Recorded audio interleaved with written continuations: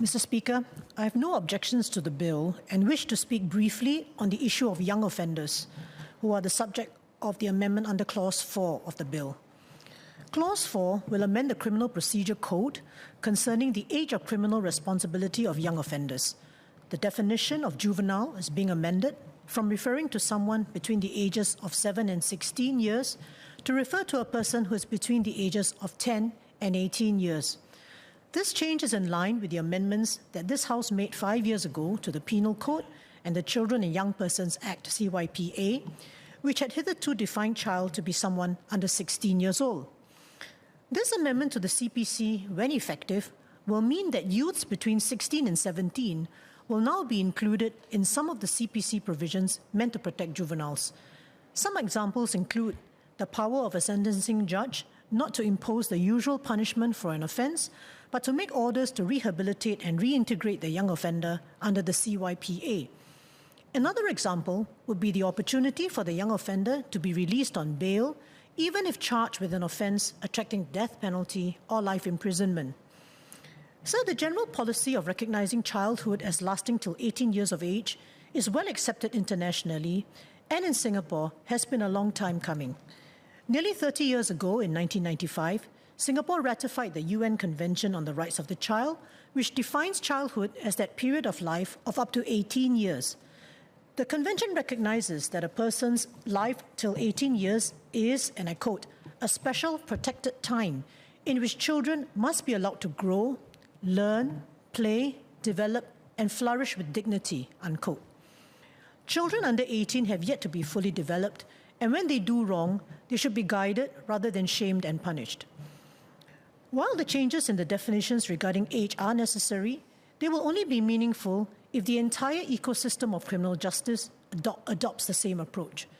To this end, there are significant measures already in place, such as prohibiting publishing the identifying particulars of crime victims or suspects under 18 years old. Another area where progress has been made over the years is in the appropriate adult scheme, where an appropriate adult accompanies a young offender during law enforcement investigations. 3 years ago, during parliamentary questions, the Ministry of Home Affairs affirmed that the cutoff age for suspects under the AAS remained at 16 years. When I inquired then about whether the scheme would be extended to suspects below 18, MHA pointed to a manpower challenge. It was pointed out that the AAS relied on volunteers, and if the scheme were to be expanded to youths above 16 but below 18, it was necessary to double the number of volunteers. I'm happy to note that the Ministry has since confirmed that the AAS would indeed be expanded to include 16 and 17-year-olds. It was announced that this would be done in phases from 1st April last year, with the target completion date of October last year. It is commendable that the manpower challenge has been overcome. Another important area is the youth courts, which are an integral part of the ecosystem for the support of our children. Compared to conventional courts, the youth courts adopt more therapeutic practices, such as having closed-door hearings and a range of court orders for the reintegration of young offenders. In 2019, Parliament passed amendments to the CYPA to raise the jurisdiction of the youth courts to hear cases involving youth offenders to include those aged 16 and 17.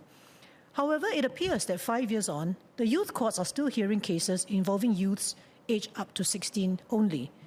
Could the Ministry of Law confirm when the youth courts will start hearing cases involving youth offenders between 16 and 18 years old?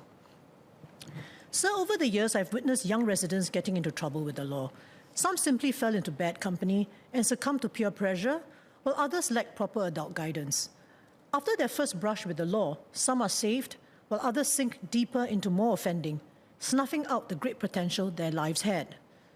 Not everyone has parents to advocate for them. It is thus vital that the agencies in the criminal justice system and we in Parliament do what we can to give these young citizens a leg up.